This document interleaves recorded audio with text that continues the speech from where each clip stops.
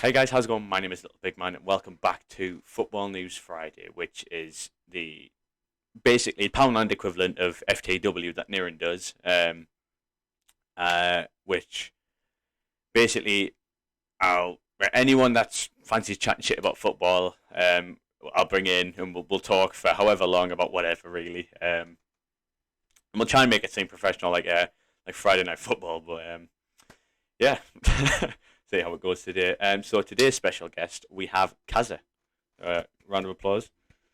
Happy to be here. So Subscribe. great intro. Wait. Where's Kazawaza? Kaza, Wazza? 21. Yep, I'm here. Right. So top. Yeah. To be fair, I could probably just add this to the podcast. Let me quickly change this and add you to the guests, Jamie. Yeah, I want to go last. Yeah, you are actually no, alphabetically Kaza should be there, but No. Kaza. C. Well, actually, Little L. no, L, I don't add Y. myself to the fucking guests. Oh, got ya. get something with your fucking podcast. Guests myself. I meant in order of fucking saying the top four prediction. No, I meant like in terms of the list, but I've just added you to it anyway. Oh yeah. Right, so the top four. Yes, this is being recorded after the podcast. Yes, this is still Thursday. Do I care? No. Right, top four, lads. So who wants to start? Okay, great start. Cass, you can start considering it's your suggestion. I've joined, so I'll go last. You've just. We all know mine. We all know what mine's gonna be, but yeah, but we need you to carry this basically. Okay, right, basically. So top four. I mean, the top three are gonna stay as it is now. Man City win the league. Liverpool come second, and Chelsea, even though they have been shit, will come third. I can and when agree I with say shit, that. I mean shit for their standard. Fourth place.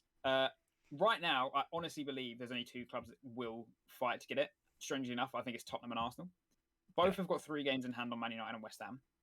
Doesn't mean they're going to win them because Tottenham did have 3 games in hand over Arsenal and ended up losing all 3.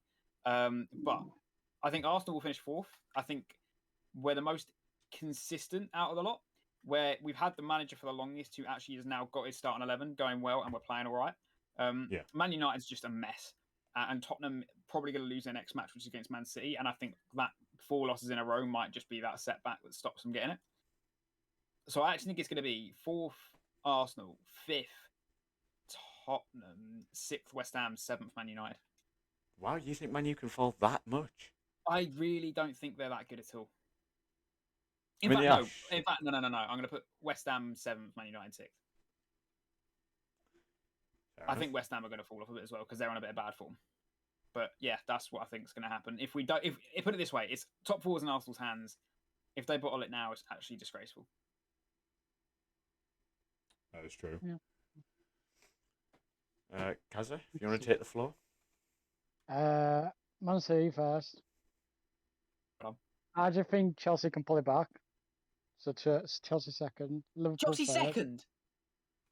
For the purpose of the podcast, the current table standings are Man City first on 63 points, Liverpool second on 54 points, and Chelsea third on 47 points. Sorry. Chelsea have won 1 out of their last 5 games. Then we've got, just to give a bit more context, Man U fourth on 43 points, West Ham fifth on 41 points. We've got Arsenal 6th on 39 points, Wolves 7th on 37 points, and Tottenham 8th on 36 points. 3 games in hand. Tottenham and Arsenal have 3 games in hand. Chelsea and Liverpool have 1 game in hand, and Wolves have 2 games in hand. So you feel they can climb up to second, Chelsea, then? Yeah, I feel they can pull it back. Against Liverpool, that means Liverpool have to drop off as well. Yeah, it's just I think it's gonna be tough. I don't think it's gonna be tough. I don't think it'll be like easy. I think it's gonna be tough. We'll have to like the only time we can drop points is say against Man City, because obviously we've played Liverpool twice. I know we've played Man City twice as well, haven't we? Can't Not remember. entirely sure. I know we played Liverpool twice because we've drawn them both 2-2. But it doesn't But- really matter who you're playing at the minute because you've just Yeah, but you got to think though. Liverpool also dropped points. but so were you. You drew to Brighton, you lost to Man City. That's You not really losing points though against Man City. but drew to Liverpool. You drew to Brighton twice in games that you should have won and should have scored. You drew to Wolves. You drew But to Everton. also Liverpool dropped You got points beat by against West us. Ham. So these aren't guaranteed no- points. You're playing the worst out of them three. So to think you're going to come second, I think is mad. I don't think Arsenal can do fourth. That's fair enough. I think they can get fifth or sixth, but I don't think they can get fourth. Why? I just don't think they'll be able to. Obviously, like you're saying, you got a manager that's been there for a while now, and knows what he wants to do. Knows the club a bit. Well, not club, but like the team a bit more. Knows what to do. But I think it's going to be tough between. It's obviously I think the top three set still between Liverpool, Chelsea, and Man City. That set still, no matter what. Like that top three is going to be them three in there. It's the fourth, fifth, sixth, and seventh, like it always is in every season. It's going to be tough between everyone. And I think if Man United start playing, obviously if Varane doesn't keep getting injured, Varane and Lindelof more instead of Maguire, I feel like Man United can pull it back a little bit, but not by much. So I think Man United fourth, Arsenal fifth, West Ham sixth, and Tottenham seventh. Tottenham seventh, fair enough. I mean, I'd happily see Tottenham seventh. I'm sure you would. I just can't see Man United finishing fourth. So before I go into my predictions, I just want to establish the games in hand that Arsenal have. So it's Liverpool, Chelsea, and Spurs. Yeah. Which This is where you got to think of this. The teams like Tottenham still play them teams, and by the time by the time the Premier League table says we've got no games in hand, like some of them will still have to play. So as weird as that sounds, if you get what I mean. So we could be on 25 games played, for example, but have not played them yet, just because of they're not going to be the next few fixtures. Yeah. So I'm not too worried about that because Tottenham has still got to play City. They play City next. Tottenham's game in hand are Arsenal and Brighton. Brighton can take points off Tottenham as well. So it's one of them games. I'm not too worried about the games in hand. I also think we can beat Chelsea and Tottenham, whereas Liverpool, I think the 3 points are gone. I don't think we will beat Chelsea. I think if we got a point, I'd be pretty happy. But if we can get 4 points from them games, I'd say we've done more than enough. Yeah. But then 4 points would conveniently take you up to fourth. Obviously. And then also, Yeah, we're conceding far less goals than anyone else, apart from Wolves, I think. Be red cards or something a bit. That's just the refs. Do you want to talk about officiating? What's there to say? Well, I think it's very good, personally. Personally, I'll say this: Arsenal have the most red cards, and we get red card every It's I think 2 games. Is it like so, every 2 games or something like that? So many stupid red cards and never red cards that won't be given to any other player. Did you see the one? Who was it? Was it Joel Linton that competed like 4 fouls in about a second? Did he get 2 yellows? Absolutely not. I like it. I mean, Tanganga as well. He did 4 fouls against someone. I can't remember. He got like 4 fouls and no yellow card whatsoever. Yeah, Joel Linton. Like literally, I'm looking at the clip here. I'll put it in the chat so you guys can see. But he commits more fouls than Martinelli in a shorter space of time. And realistically, bar the first one, the others were worse fouls. Where's the general chat? Where's the mods chat? Should I put it in there? My chat is in moderators, above looking to play clubs. Looking to play clubs. Why can I not find it? Oh, there we are. Mod chat. Didn't you set this up? This Yeah, I did. I completely did set up the Discord. There you go. But that there, if that's an Arsenal player, it's 2 yellow cards. This means you could not be played. После потери позиции своей оборонительной. По And the fact ногам, is по that, like, футболке, you can't за even плечо, moan about подкат. it because После it's 2 yellows, потери you can't позиции get своей. rescinded. Whereas I reckon if he'd have somehow got a straight red, it'd have been rescinded instantly because See, started about off, it that, was a foul throw. about the Martinelli one, it's a weird one. Well, the rules state that the throw's got to be stopped instantly. Like, it's you either play a dead ball situation, put it on the ground, or you do a free take of the throw. Because I was watching it. I'm like that because I was watching it. It didn't look like he'd been off the ground. Who? Whoever the fuck took the throw. 100%. It's 100%. He was off the ground when he took the throw. And also, Martinelli was making contact with him, which instantly makes it a foul throw by the FA rules. Which I know that sounds stupid, but let's just admit FA's rules are kind of stupid. Have you seen the handball rule? Yeah, oh my god, the handball. We'll talk about that in a minute, but yeah, I guess I don't know. It's a weird one. Like I can actually agree with the fact that it's 2 yellows and a red, but considering obviously the rules do say that the throw should have been a foul throw, thus it was stupid. The free kick. I'm not arguing the fact what he did was stupid, but I don't believe that no other player in the Premier League gets 2 yellows there unless they have an Arsenal shirt on. I and I disagree genuinely personally. believe that. I've just shown you a video there. Why has he not been given 2 yellows? He commits more fouls, and the pullback on the shirt was so blatant. I think it's. I think in that instance, via technicality, it's the same passage of play. I mean, actually, not. Yeah, but so was ours. The wrong words to use. Yeah, it's that's the exact thing. Like, it's hard to describe it. Shit, Newcastle shirt on really shouldn't be a yellow card. Like it should only be 1 yellow card. Ours should have only been 1 yellow card. Unless it's a really based on the rules, foul. yes, it should have been 1 yellow card because obviously the foul throw and the fact that he pushed him. But in separate incidents, like in separate passages of play, I can actually agree with that and say 2 yellows and a red. But it was still the same passage of play for our one. I know. That's what I'm saying. Like disregarding that, I can agree with the officiating, but it's the fact that obviously based on the rules, that's the issue. It's wrong. But as well, like if you look at I watched a video earlier. I saw it on Twitter of Arsenal's red cards this season. Some of them are just so stupid. Like some of the things we get booked for is actually a joke. Like in that game as well, we got booked for time wasting. Which is fair enough. Like we did time waste. So no complaints the fact that we've been booked for it. But the amount of games I've been to where teams have time wasted against us and they never get bookings, and they do it for like 4 odd minutes in the game. Yeah, waste time.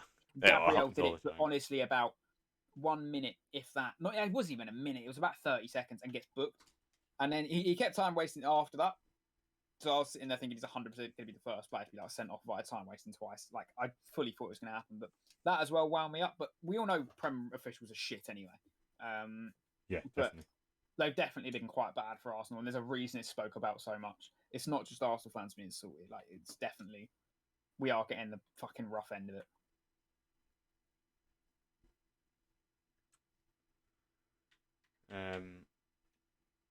Obviously, we'll push on to the rules and the fact that they're a bit of a piss take. The handball rule. That needs to go back to ball to hands being a thing as well. Yeah. When life was simple, if your hand's outstretched, it's a handball. If it's to your side, it's not a handball. That's how it should be. The bin off this if it hits another part of your body first and hits your hand. Because by the rules of the game, you can kick the ball into your hand, punch it into the box, and someone else can score, and it's not a handball. I mean, they don't come up more against Man United when we're taking into account. Obviously, people say it's bad officiating, but they're following the rules. So, by the rules, it was a fair goal. Yeah, stupid. By the rules, the officials have done brilliantly, but completely opposite of Gabriel Martinelli situation. Fucking hell! But it is the complete opposite. Like by the rules, by the rules, the referees had a mare.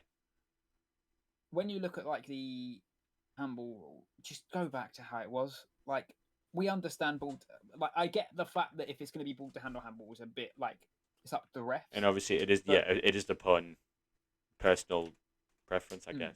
I'd rather have something given as handball that was ball to hand than have that goal happen that happened to Man United. Like if that happened to Arsenal, I'd have been gone. I'd have left the room. I'd have jumped out the window. I don't even care. Yeah. Like that rule's stupid. It is a bit. Bit of a stupid one, like. What's another bad rule in the Prem nowadays? Offside. Oh, they need to sort the lines out for offside. They need to have a certain thickness. And Yeah, like I always grew up thinking that it was your feet that were involved in offside. Oh, yeah, same. I think as kids you did. Obviously I realised it ages ago now. I think 3 years ago or whatever, I actually realised that it wasn't just the feet and everything else could be offside. But it'd have been a while back for me. But what's it like? Have the lines a certain thickness, and if the players are touching the lines, they're off. if the lines are touching, it doesn't count. Yeah. Yeah, like that's the best way to do it. I know it's weird.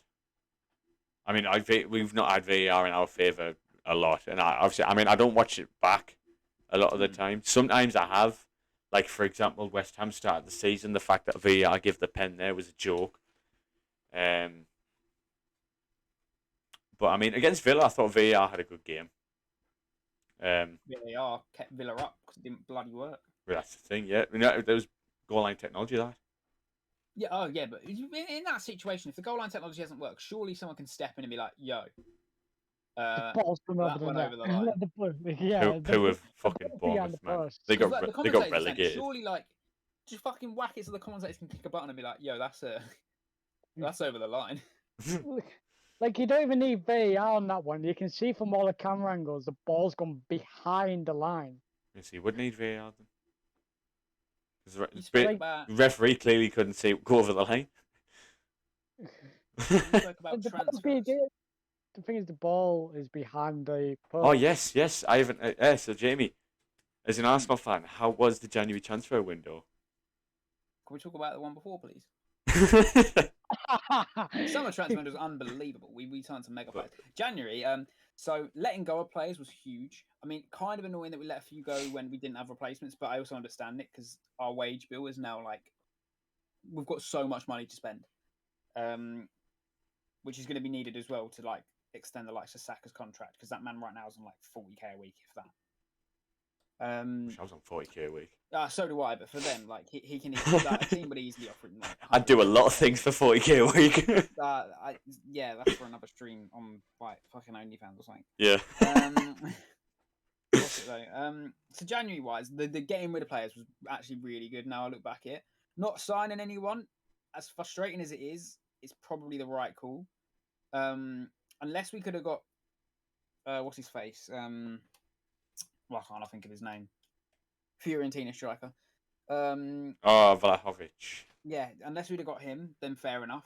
But we can't bring in anyone else. They wanted 80 million for Isaac, which he's just not worth. From fucking Sociedad. Yeah, he's just not worth that. 80 million. Fucking hell. We're now apparently going to spend 180 million in the transfer window in the summer, which wouldn't surprise me. But if we sign Dominic Calvert-Lewin, I will cry. I don't rate the guy. Really? I don't think he's good enough for Arsenal. I don't think he's consistent, but on his day, he is class. I don't think he'd thrive for us, though. I think he's really greedy as well. We need someone in there that's going to be able to score and assist. Dominic Calvert-Lewin doesn't assist. You think about the amount of times we get Saka on the ball or Martinelli, Smith Rowe, Ødegaard in and around the box. You need to lay them off when you get a chance to. Isn't Martinelli a striker? He plays on the left, but he also can play up front. Apparently, we're actually going to look to play him as a number 9 now. I was going to say, because you've got Smith Rowe and Saka in the wing positions, haven't you? Smith Rowe barely plays, mate. He comes off the bench. Which he does unbelievable off the bench as well. It's annoying, though, because Smith Rowe and Ødegaard, I think when they're in the team together, it hasn't been great. I'd love to see Pepe play more as well. Yeah, what has happened with him? He's obviously, shagged Arteta's daughter or something. Because he just doesn't get played. But January transfer window, I'll give it a 4 out of 10. Because I remember when I made the video with JL, I forgot to ask you for that clip. Oh yeah, I forgot to send it. No, but the outgoings were great. 10 out of 10. Yeah. If we could have offloaded Cedric as well and brought in a right back, would have been amazing.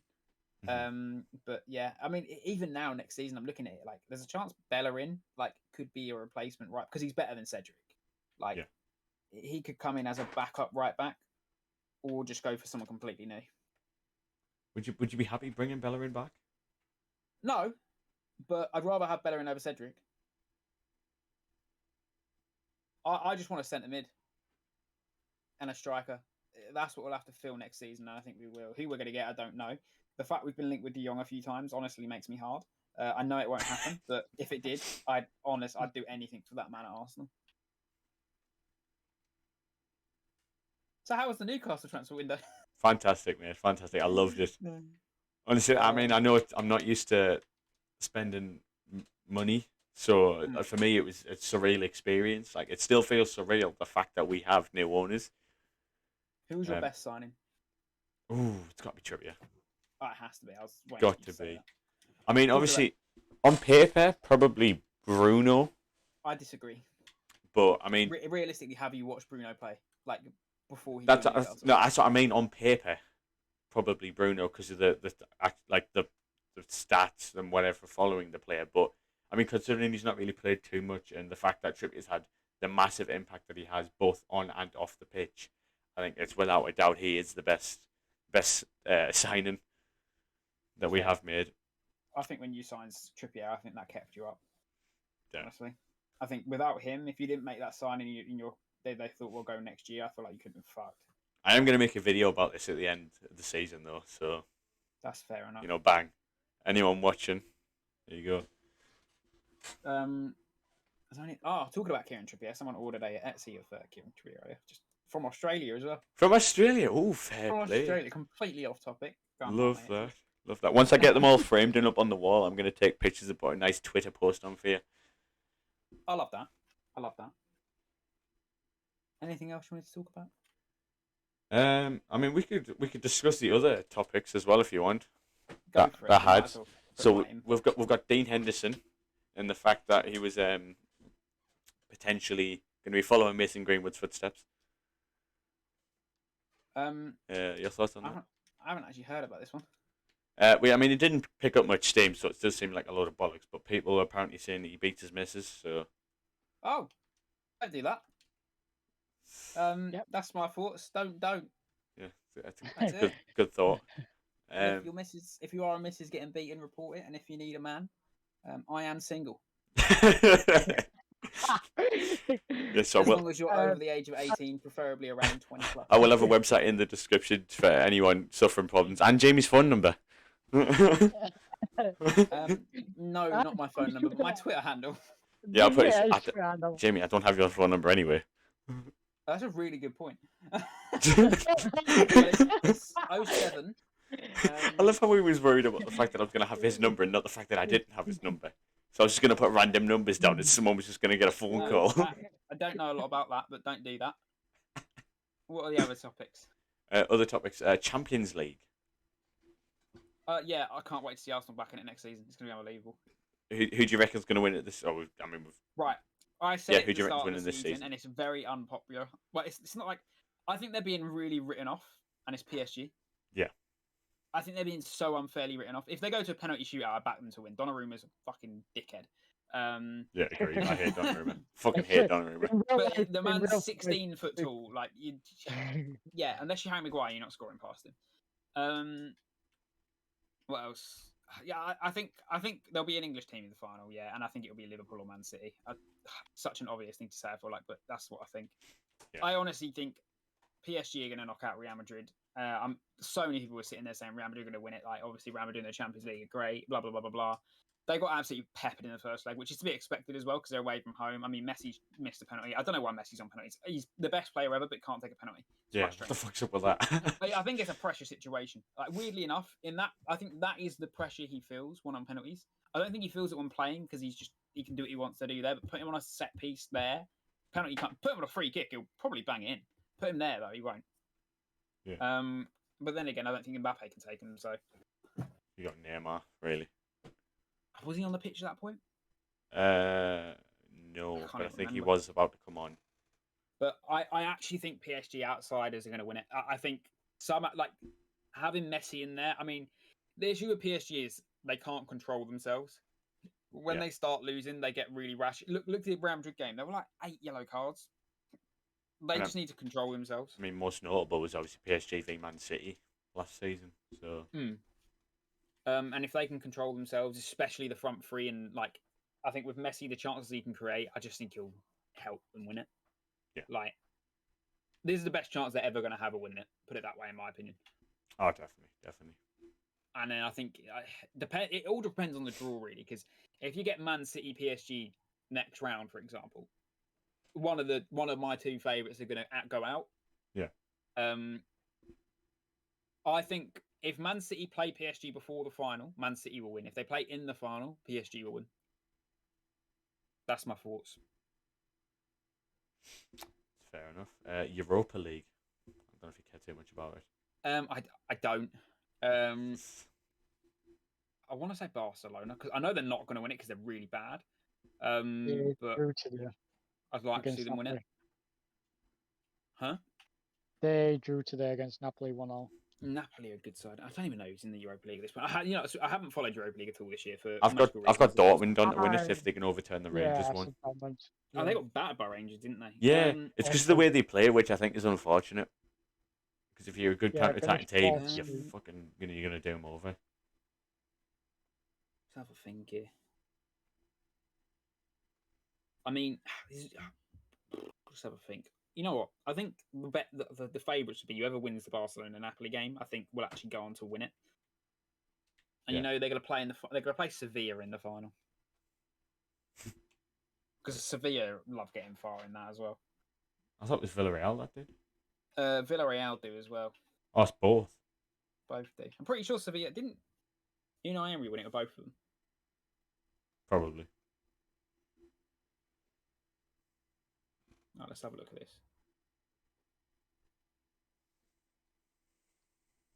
2015, they won it. I think. Yeah, we'll go with it. Why not? They might not have. And then the Europa Conference. Yep. Not Tottenham. Hey. Are Roma still in that? No. Because if so, are they not? I don't think so. Surely they must be. Who's good? Are you gonna have Carabag win it then? Leicester and Marseille, I think, are the two favourites. Are Leicester in it? Yeah, because they finished third in the Europa League group stage. Oh, and I didn't even know you went down to that. Fair enough. I didn't until they did. So. Europa League Conference. Let's have a look at the knockouts matches. Well, that's just giving me the Europa League. Fuck knows. If Leicester are in it, then Leicester are going to win it. Fair enough. Yeah, it's basically all the topics. Arsenal going to win the FA? No, we're not. Arsenal no, we're not. Arsenal can't win a trophy this season. Nice. Well, perfect summary. So yeah, I'll chuck this in the podcast. Thank you very much, Jamie. That's okay. And Man United also won't win anything. Way fuck Man United. Perfect way to send us. We've got some controversial opinions. Wait, to be fair, as long as it's not as bad as another Chelsea fan's opinions, you should be okay. No, I'm not good. I'm a football fan first. Oh, happy days. So yeah, we'll start with we'll start with thanking you for being here. It's a pleasure to have anyone really to basically chat shit about football with. So we'll start off by talking the transfer window. Obviously, it was last month. I'm pretty sure it was a bit of a quiet one for Chelsea as well. Yeah, we did. I don't think we signed anyone because I think Tuchel's just trying to work with the squad what he's got now, and then because I mean Lukaku. What is happening with Lukaku? Because obviously he mentioned about the fact that he wants to go back to Inter, but he's like apologised for it, and it seems like something that's lingering in the background, but we don't really know what's going on with it. See, when we first signed Lukaku, I wasn't too excited compared to when we signed Werner. Really? Yeah, I was like, because our play style, we don't really want a hold-up player. Like, obviously, we had Giroud and Tammy Abraham, but like Giroud and Tammy Abraham both ran forward at the same as well. Yeah. Lukaku, he stands there. Like, when I watched the Plymouth game in the FA Cup, Lukaku, he looked like he wanted to fight someone in the box rather than go for a header. Not like when you see in ice hockey when they do like a little scrapping. Oh, yeah. It looked like he was doing that instead of going for the ball. Like we must have whipped in about 5 different balls, and he's literally grabbing hold of someone instead of looking at the ball. Like, it pains me to watch him play. It's like he's because coming to the level of Jorginho, which I hate. Uh, My pro club's lot, they know I despise Jorginho. what about me? Do you despise? It's just, I don't understand yet. Right, okay, he's won the Euros and he's won the Champions League. Yeah. Who else has done that? Emerson. Like, and Emerson had to fill in for Spinazzola. Was it Spinazzola? Yeah, Spinazzola. Yeah. He was having a very good Euros up until his injury. And like, I don't see. I'm best midfield. I think is Canton and Kovacic. Yeah. We seem more exciting, more up for it compared to having Jorginho and someone else in that midfield. Hmm. Maybe it's because like I don't like the playmaker holding the ball for fucking ages or passing it sideways or whatever. Maybe it's because I don't like that. But I just don't see like some excitement in the team compared to Kovacic and Kante. Yeah, no, I completely get that. I mean, obviously, for the type of player he is, on it's a weird one for like obviously his type of player.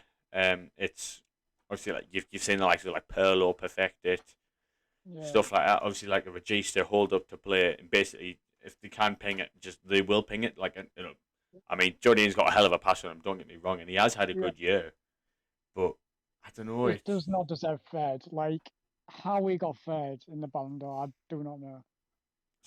I haven't a clue. I mean, obviously, I know he scored a lot of goals because obviously, I mean, penalties. Yeah, Which is I what think it was our most goal scorer last season.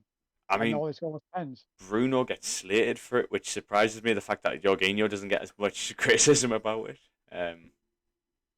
But I The don't thing know. is, though, people talk about Werner being a bad signing.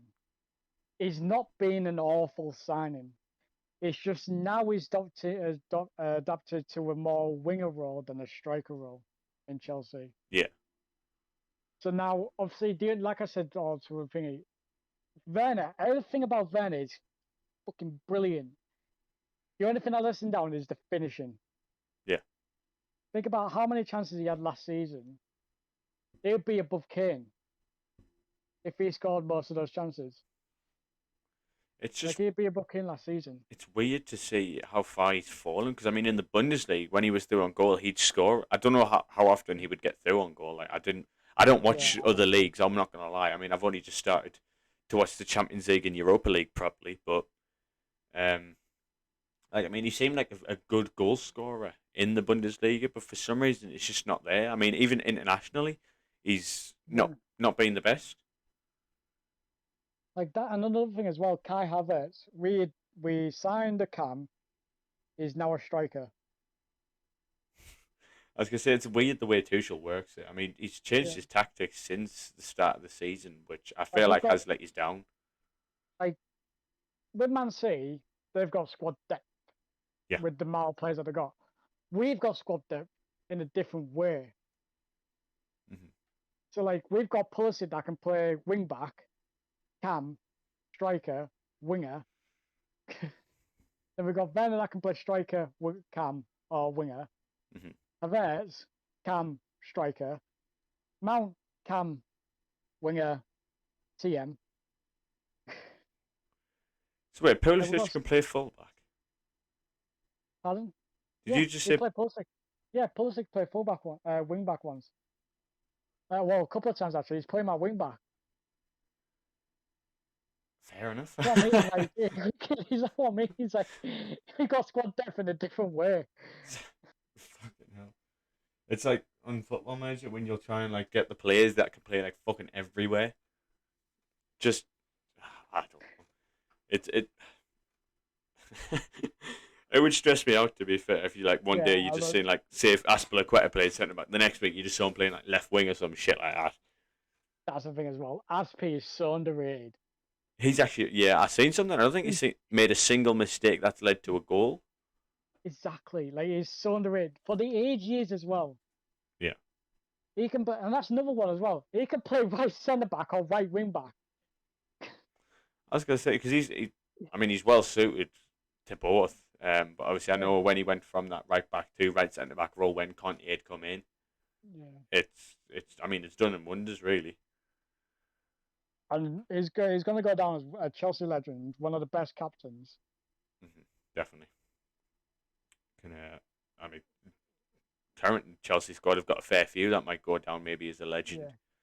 Thiago Silva as well. We only signed him 2 seasons ago, and He's actually been a good going sign. down. Yeah, he's going down as a Chelsea legend because everyone at Chelsea loves him. Yeah.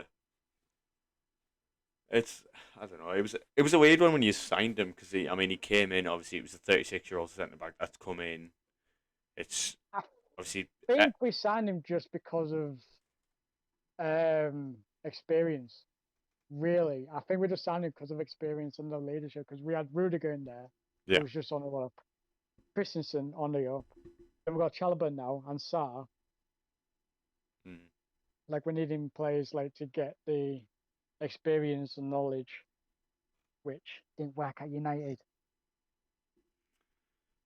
That's true. With Ronaldo.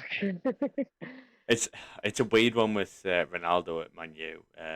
It's like I feel like it was a signing they made simply to kind of make the fans happy and to like bring in shirt revenue and also just to not have City sign him. I even saw something this morning that said Rashford hits out about Ronaldo taking leadership in the dressing room or something like that. Yeah, I'd seen about that actually. Because obviously he basically said it was bullshit. Which I mean, obviously they're gonna say that anyway. Yeah. But I think Ronaldo is that sort of player where he will kind of take leadership in a sense. But I don't blame him because like he's pretty much nearly won pretty much every major trophy. Yeah. So like I don't blame him for being like that, but at the same time, not everyone's going to listen to you because you've had before this whole thing we had Greenwood wanting to like do a like on the up, Rashford on the up, who else? Tomine, Fred. Well, I mean, obviously, everything like, and then obviously Lindelof's coming in, and then they got Luke Shaw. Like all these players that are like wanting to be the main player, and then as soon as one of the best players in the world comes in, who's won everything, who's a leader, that just ruins everything of what you're trying to do. Yeah, I can't remember if it was mentioned last week when I was doing this with Thomas, but I know definitely when I was talking to JL about it, he'd summed it up perfectly. It's just too many egos, and it's just colliding. Bruno as well. Because obviously, I mean, you've just listed the attacking ones. Then obviously you move to midfield. You got Bruno, you got Pogba. Exactly. He's just Man City. I think what Pep's done is sign really good players, like these higher up players, and told them like, you're not going to like do all this because I'm the leader here. Yeah. But what you're going to do is do all this and that. Basically, what Ole and Ralph's done is just gone, Ronaldo, you take the floor. With Ole, it's a weird one because I heard a lot of stories, obviously, about the fact that he was like lenient with it, and obviously, I don't know, it's a weird one. But obviously, with Rangnick, he's not going to be manager for long. He's manager till end of the season when he takes a senior role. So I guess in his sense, it could be a problem that he isn't going to be his problem in essence. It's going to be a problem for the next manager and whoever after that. Which I mean, obviously could be Ten Hag, could be Graham Potter, could be Zidane, could be Poch. We don't know, but I think I've seen some about Poch being linked to Real Madrid. Poch is a good manager. I feel bad for him the fact that he's. I mean, with Spurs especially, they were unfortunate not to have won a trophy. That 16-17 season was actually the season that actually started to have a bit of adoration towards Spurs.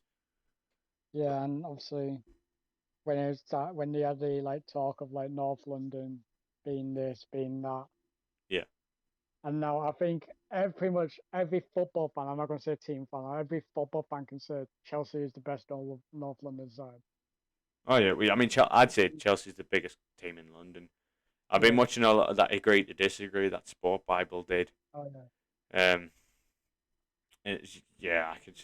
I think obviously it was Arsenal, but then like it was being mentioned, obviously they've won the Champions League again recently. I think Chelsea have kind of just pipped it now because Arsenal have dropped off.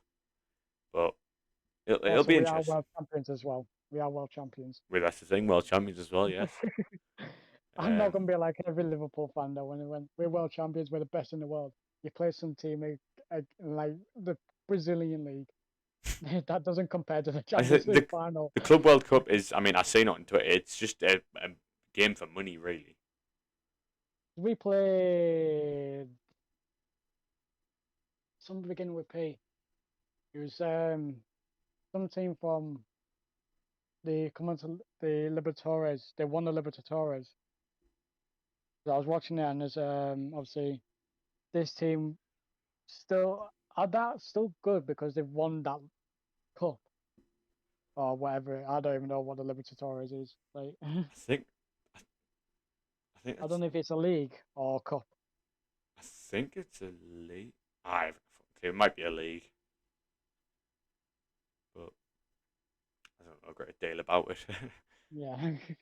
I mean, like, I'm not gonna be like Liverpool fan that we're gonna like we're world champions, we're all this and that. I was like, yeah, but we've played some team like we even beat some Al Hilal 1-0.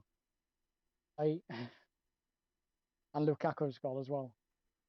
I was gonna say, because wasn't it like close games that you've had? I didn't watch the Al Hilal game, but I watched the other game. I think I was out when I was watching when the Al Hilal one was on. Yeah. Obviously, I didn't really watch that, but obviously I watched the final.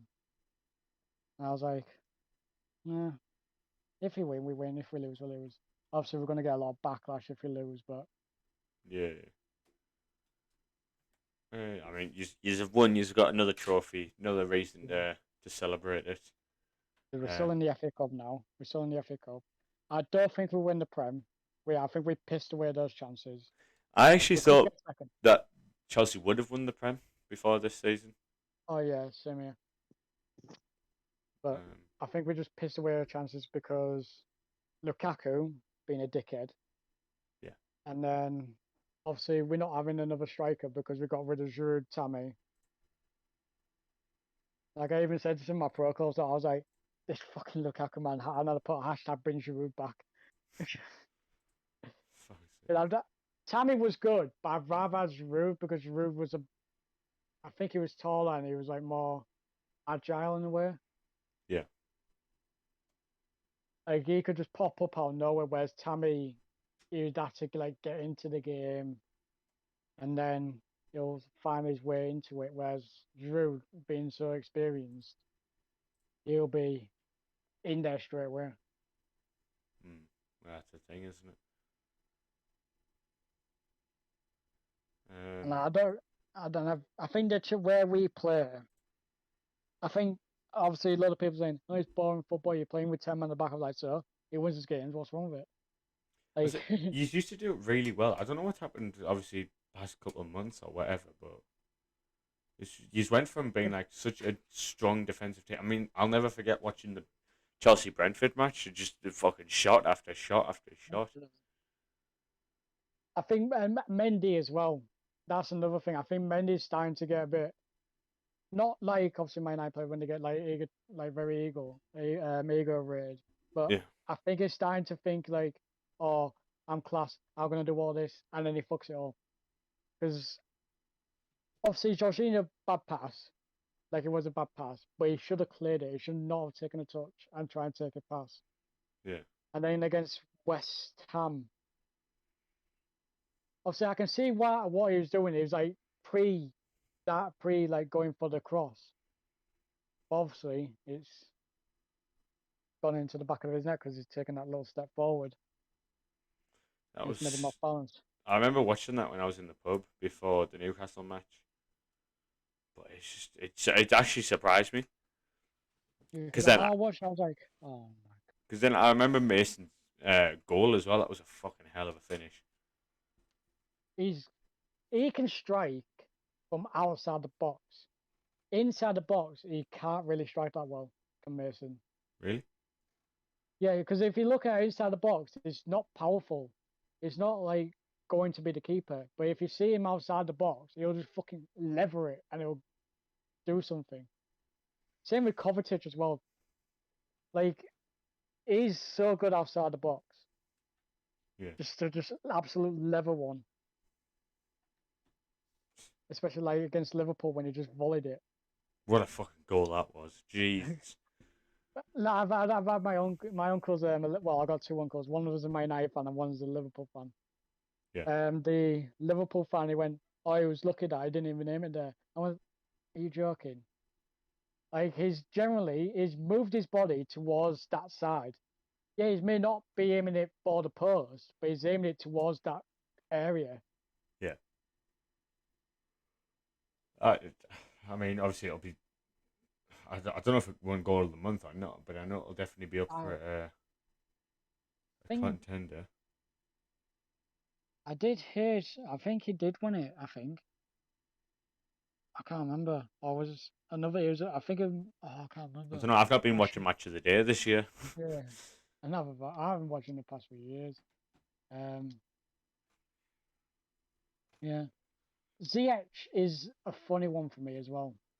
Yeah, what's up with that? Because I mean, he's had a couple of good games, but I know a lot of the time he has just gone quiet. I don't know. I know he's been out for it with injuries sometimes, but Like people, obviously, I've seen people going like when he said, "Why is he not celebrating?" I was like, "Well, what about Cantona? He didn't really celebrate." Like, he's a funny one because sometimes he pisses me off with what he does. Then the next minute he just puts on his left foot, whips it in, goal. I'm like, oh, okay. seems like one of those players, really. Yeah. Well, I mean, especially start the season, it was working for us. Hopefully, he can find that form again. But it doesn't. I mean, like I said, it doesn't look like he'll be winning the league. Looks like Man City have run away with it again. They're scarily good at this rate. We got lucky with FA Cup because we got Luton. Oh shit! Yeah. Forget about that. We got Luton in the next round, so we're lucky with that. Yeah, goal of the month, Kovacic. Oh wow. Yeah, I thought he did got it. But yeah. He'll be in for goal of the year then. Yeah, it will be, but I think there's still a fucking banger to come. I've got a feeling. What do you think? I It'll be a think better goal. Ward Prowse will be up there as well. That free kick. He's mental with his free kicks. Like, what the fuck? Like, do you see the whippage on? Like, well, I say whippage, but the swerve to go back out. Mental, man. Honestly. Like, as people saying, oh, he's awful keeping his leg down. If you look at the swerve of the ball, he's literally just changed direction at the last second. He's ready. He's going to his left. Oh, well, he's going to the keeper's right. And then for some reason, the ball just goes, no, I'm going to go the other way now. Nah, lad, you're all right. You're not serving this one, lad. But, I mean, he's definitely got to be up there with, like, probably the best free kick taker in the world right now. Yeah. Whether he's best of all time, he's probably not far off, to be fair. But, I don't know. It's a discussion for another day. Yeah, because in January, De Gea got player of the month. The Wolverhampton manager got manager of the month, and then Kovacic got the goal of the month. Just fuming. Jollin didn't get player of the month. I mean, I saw the last episode or the last podcast, where like when you talk about Joe Lynch, I was like, what a player he is. Honestly, like, because I jumped into the Discord with Cast and fucking Sam yesterday, and like they were saying Jollin and shit. I'm like, he's not. Like, I'm not even saying it in a jokey sense. He is honestly got to be one of the best box to box midfielders in the league. Yeah, but Cast was Such Arsenal. a good player. Like, what is going on? We spent 40 million on a fucking number 9 for him to become one of the best midfielders in the Prem. See, it's again same thing with like how Tuchel's like changed the players' roles. Yeah. Like fucking Eddie Howe's done the same with fucking Eddie Howe's Joe created Linton. the fucking modern day Patrick Vieira. Well, he's a good manager as well. Oh my god, I watched West Brom when they were after thingy. I can't remember who they were playing. It was a recent game, and he was coming out and he was clapping to all the I couldn't because I had it on mute. But he was walking out of the dugout like to start the game, and he was clapping, and I think all the fans were clapping as well. Really? Yeah, because he didn't like go clap clap clap clap clap thank you and stop.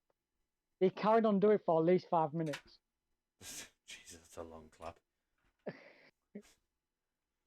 So I think the fans were clapping back. To be fair, when I'm clapping like at the match, my hand hurts after a while. Like, don't think I could last 5 minutes, but Oh, when my head hurts when Pulisic scores. oh, And honestly, we- mate, my head always hurts at the match. Like, it's always the second half. Like, because I'll be chanting, I'll lose my voice, and so then I'll chant louder, and eventually my head just starts fucking pounding, and it hurts so much. But I just keep doing it. I think the last match I went to was Chelsea versus Hull. Okay. It was in the FA Cup when Chelsea won 2-1. And it was when Bowen was still at Hull as well. And there you go. And that's when you can tell I'm from Hull because I don't pronounce the H's. So I just said Hull. I don't really pronounce my H's either, but I'm It's not just from a Hull. whole thing. Like we don't pronounce our H's, so like we would just go I. Oh. Like we Oh, don't pronounce our. Like we do not pronounce our H's. I think Sometimes I'm trying to get better, but like it's just my old accent. I can't do it. I pronounce them sometimes, but other times I mean, most of the time even, I'll just probably get a miss. And obviously, I do support my local Hull City, and obviously I support Chelsea. So I was in the also I was in our home ground, so obviously at Hull City. Yeah. Well, NKM Stadium, but we still call it KCOM, you know. Yeah. And I was close to the Chelsea fans, and obviously I got there, I think, an hour before kickoff, I think, or maybe an hour and a half or something like that, because I didn't know like the times to set off or whatever, because I've been for a game in years. Yeah. And most of Hull fans were there, and I look across me like about to my right, and there's barely any Chelsea fans, but you can fucking hear them. And like the stands is shaking. I was like, fucking hell, I'm scared. I mean, I mean, we lost to Cambridge, but their away support was fucking mental. Like, because I'd started off, because, I mean, the atmosphere was dead, so I didn't expect it to be that quiet. So then, because my season ticket is in the Gallagher East, Yeah. I know you probably won't have a clue what I'm on about, so Yeah, just yeah. for the purpose of the video or the podcast even, so like you've got the Yeah. ground here, so my seat will be like here, in the east corner. I was sat over like in the west corner because I didn't get my ticket in time to be able to get it in my normal seat. So then obviously, bit of a different view. It was quite good seats, but there wasn't really much noise. Like I think there was maybe someone like maybe down a bit in front of me or what making a bit of noise, but other than that, there was maybe two or three others. But then because my dad and my brother at the match as well, but they were sat over like at the Leeds east corner, so they were like the complete other side of the stadium to me. So like it got to half time and I thought, fuck this, I'll go around and see him. So I literally walked all the way around. But they'd said there was loads of seats available, so I went and sat next to them. Honestly, atmosphere was even worse. Literally, I was the only one making noise, apart from this annoying little fucking kid behind. But it's honestly like, And like, oh yeah, and obviously in your, I think it was in last Newcastle's game, wasn't it, where you could see yourself on the thingy. yeah, I was I'm, chuffed for that. I'm on the highlights for that Chelsea thingy because I had a very front seat. Oh really? It's for tomorrow's goal Oh wow. when he headed it in from a free kick. Obviously, it's hard to see because obviously I'm Blair, because obviously he's zoomed out. Yeah, I was gonna say I've zoomed all the way in, like it's quite a Yeah. blurry picture, but if It's very awkward because when you support Chelsea but also support your local and Chelsea score, you just stood there like you just jump up and cheer for every Yeah, goal. I'm not. I'm there. I'm like, yay, get in. But as the game progressed, so obviously I was mainly cheering. Obviously, I do support all, but I was mainly cheering for Chelsea because I know Chelsea will go further. Yeah. And obviously, it's good to get leverage on all the other people who support Premier League clubs. So obviously, I was supporting Chelsea from the start of the day, mainly supporting them. And Yeah. as the game went on, I started going more and more Hull. Oh really? Yeah, and I think that's what happens when you're in an away team. Like, obviously, if you support both teams and you're in the other team that you don't really want to win, Yeah. you start supporting them because you're in that area of everyone cheering for them. Hmm. And to be honest, those seats were I got because they're right at the very front seats. Yeah. Like, no one's in front of me except for obviously the stewards. It only costs 18 quid. Oh really? Yeah. And it was my birthday present as well because it was around, I think it was on the 21st of Jan, and my birthday's on the 11th. Yeah. Obviously, it was for my birthday. It was like a birthday present what my grandma got me. And obviously, it kind of worked out well that my favourite team played against my home team at home. So it kind of worked out well that way. I've been to a Chelsea v Hull game before as well with my uncle, and that was when I was really young. And then that was when Hull City got demolished, and it was 4-0 Chelsea. It was back when John Terry was still there and Frank wow. Lampard. That's how long ago it was. Jesus. Because I barely ever go to games because now I work Saturdays. Yeah. I can't really go to the games unless I get it off. And obviously, I never really had the money to be able to go to the games. I'd love to go to the games because obviously being a football fan. Yeah. And then that's another thing as well with Hull City. We've got a takeover. The manager that went 13 games unbeaten got sacked. Then we're buying some Turkish don. I don't know his name. And then when I watched them play against Swansea and Derby, we were fucking dreadful. Oh Jesus. Like, there's only one player. There's one player I think that's going to go to the Premier next season, and that's a guy called Lewis Potter, and Okay. he's a wing back. Oh. He's sick. He's really young as well. He looks really young. He's like, I think 18, 19. Oh jeez. Extremely young, and he's just fucking sick. He's so quick on. He's like obviously so quick, but he's also really good on the ball. He's like oh, who can I describe him as in the Prem?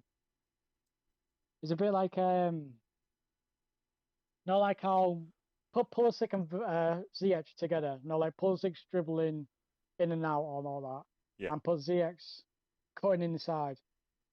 Put them together. He's like that Oh wow. with obviously with the wing back crossing ability, and I think he's both feet as well, which is big. That, to be fair, that is quite an important one. I know Santi Cazorla was quite popular because he used both of his feet. Because he played left wing back when I saw him, and then later on, going the same way, he started being a right wing back. Jesus. I mean, there's not too many teams in the Prem currently that do play with wing backs.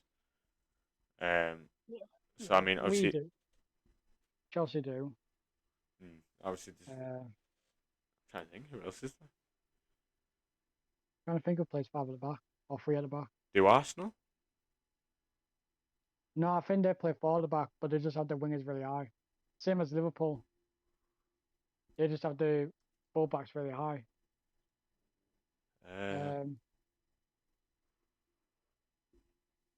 I want to say Brighton, but I don't think so. Do Newcastle play wing backs as well? We used to. Yeah. We play four at the back now. We normally play like maybe a 4-2-3-1 or a 4-3-3 with a cam. Arsenal don't. Villa don't. I was trying to go for all the teams. Everton don't. Watford? Spurs don't. I haven't seen much of Watford, so I don't know. Which Spurs do. Do they? Yeah, I swear I've seen them fall back. I've seen them with a fall back all the time. because that's Conte's specialty, is the three back. Mm. I think Wolves still do. Oh yeah, I think Wolves do. Yeah. Or he could end up with Wolves, to be fair then. Like even then, he could still play as like because he's good at going forward. Mm-hmm. It'll be interesting to see Yeah. where he ends up. So we'll start with the first topic. I've done this in order of occurrences during the week. So we'll start off with Dean Henderson, which it was rumored that he was following in the steps of Mason Greenwood, not in the good way, with allegations about him supposedly hitting his missus and just generally abusing her. Which, I mean, he put out a post on his Instagram, I think, during the week, saying, and I quote, "Can't believe I'm having to do this, but I'd just like to address the rumours that have come to light in the last couple of days. There are some sad people in the world that have attached my name to such inappropriate, hurtful, and totally false news stories. I have a family who have been affected by this, so wanted to put the rumours to bed and move on." Which, I mean, obviously, you're going to say that probably regardless. But I do. There's not been a great deal of publicity put on it, so it does seem like it is a pretty fake story in and of itself. Obviously, it was well documented 2 weeks ago or whatever. Obviously, Mason Greenwood's story, which currently been no update from him being released on bail, with an investigation pending. Yeah, he's pissed away his career. Like it's this. If Man United take him back, that's Man United fucked up there. Because they told him that. Well, not told him, but like obviously they told other people with Greenwood on the back of their shirts that they can get a free refund. And then if he gets released on bail, nothing done. Yeah. And then you take him back and he's allowed to play. That's gonna look bad on the club. The fact that you've told everyone that you can remove Greenwood for your shares for free because he will be playing. He probably won't be playing for us anymore. Then signing him again or bringing him back. Yeah. Like something's going wrong at Man United. Like something because obviously the whole thing with Ronaldo, all this. It's such a badly run club. It's weird. But like they're not quite in the same boat as Barca in that sense because they're a very badly run club themselves, but it's different ends of the scale. Yeah, Barca badly run with money wise signing players. Man United badly run with players' ego and signings in a way. Yeah. I mean, obviously, because I don't know if Sigurdsson's still listed at Everton or not. I know last I heard he was no longer being played by the club.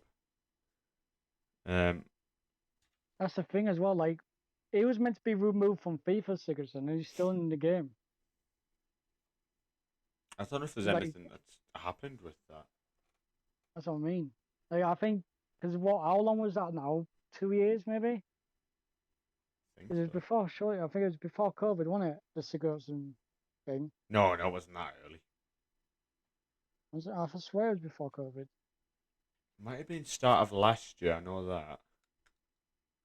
Was it? Yeah, I think it might have been start of last year. Because like I remember EA saying, "Oh, we're going to remove him from the game, or we'll be removing him from the game," and we haven't seen it. We haven't seen Sigurdsson play. Yeah. We haven't heard anything from him. So surely something must have happened. I don't know if it's just because the allegations were so strong. Obviously, Everton are just trying to keep him like away from the spotlight. So they're trying to keep him away from playing for as long as possible. But at the same time, it's.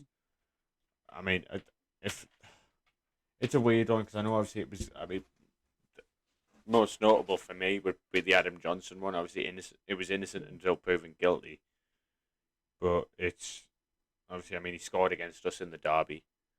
He would play endless games until he was proven guilty. But I saw one of those. a TikTok of him saying, obviously, when he got after, I think it's something when he's always got out or whatever. Yeah. He said he'll never have a chance in English football again. He's never gonna have a chance. Yeah, Or he was anywhere saying else. about going abroad.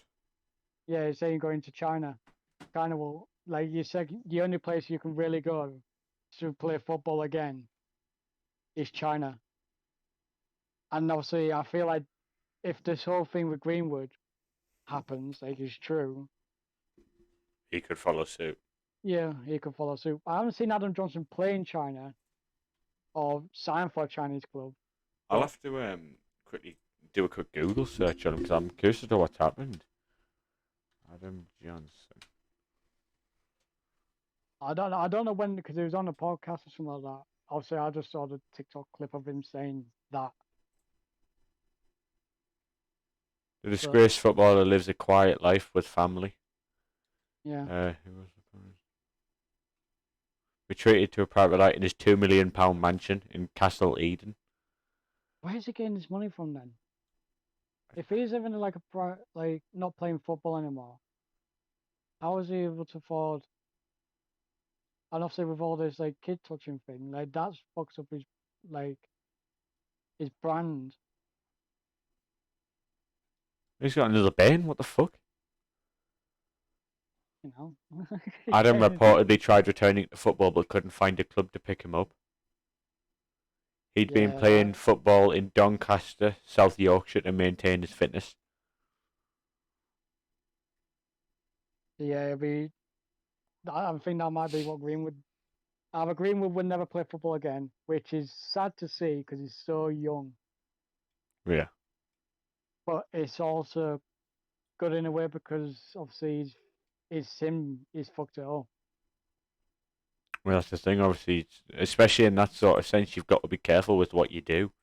Because if you do the wrong thing, your fucking career's in the mud, really. Because I think Ollie's kind of like led him toward, not led him towards hitting his misses, but like he's led him towards have this ego thing because obviously Greenwood was starting to come up. Ollie was there, and well, not obviously that, but he said something like, "Oh, carry on doing this. You're gonna have this, this, and that, and all this. You'll have all that." Yeah. Obviously, that he's got that in his head, and obviously, the money and the fame's got two Greenwoods, and it's just made him lose sight of what his image, pretty much. That's the thing, isn't it? If you let it get to your head, you're fucked. Yeah. Like that's another thing as well. I think Lingard would have gone if this thing didn't happen with Greenwood. Well, that's the thing. I mean, obviously, there was a few Newcastle fans that had mentioned it on deadline day, obviously, when the fact that Man U had kind of fucked around with it, so Lingard wasn't going to leave. I mean, obviously, it wasn't the ideal timing, but they'd said because of obviously the fact of the Greenwood situation has affected Man United in the sense of they can't let as many of the people they'd want to let out on loan or sell go. But that's another thing as well. West Ham, he fucking killed it, and I think Lingard enjoyed it West Ham, and I think he would have wanted to play there, but because of the board at Man United, they go, nope, we'll keep him because that's too much. Yeah. Oh no, that's too less. We don't want you to pay that. We want you to pay this amount because he's done this for you. Yeah, he was stupid with it, like fucking. The negotiate. I mean, I think what was it? Our fees? I think it was something fucking ridiculous, really. I've still got my notes here. I don't know. And that's another thing as well. I'll lose my respect for Declan Rice if he goes to Man United. Really? Because I love Declan Rice. I think because obviously we all made on my pro because we made our like favorite like players which are on FIFA. Yeah. And I put Suchek and Rice in midfield in as my DMs because I love them too. I think they're the best midfield partnership in the Premier League. They're definitely up there. No argument with it. He's Um, definitely because Suchek is dangerous from corners, and he's a fucking animal. Like he's busted his face or whatever, he's busted his head or whatever, and he's still trying to block the ball. yeah. He goes, "Oh, blood. Oh, okay." And obviously Declan Rice, he's just a geezer, and he? He's just a right lad. Him and Mason Mount are jokes together. Obviously, Yeah. they've been friends since what, 8 or something like that, or maybe younger. Something They've like that. been Yeah. friends from kids. Obviously, them two are jokes together. That's why I'd like to see Declan Rice at Chelsea because them two together, chemistry. What about Mounted West Ham? Nah, I think last season, man was my favorite player. That's why I got him on the back of my shirt, my third kit. Oh, nice. Even though that's coming away because the free I had to stick on a couple of times with super glue. The badge I've had to stick on. I wonder where my The shirt is. letters. I bought a fucking the third shirt with Bruno on the back. So I'm curious as to where that is. And I've also got this season's, which is the away one, which is that yellow one. Yeah. I like our fair kit though. Fair kit's nice. I'm trying to think of It's where like a your forestry. It's like a luminous orange with like a greeny type color. It looks so nice. Don't get me wrong. I think our away kit is nice as well with the yellow and black. Yeah. Like it suits so well. It's like similar to like United's yellow in a way, the goalkeeper. Mm-hmm.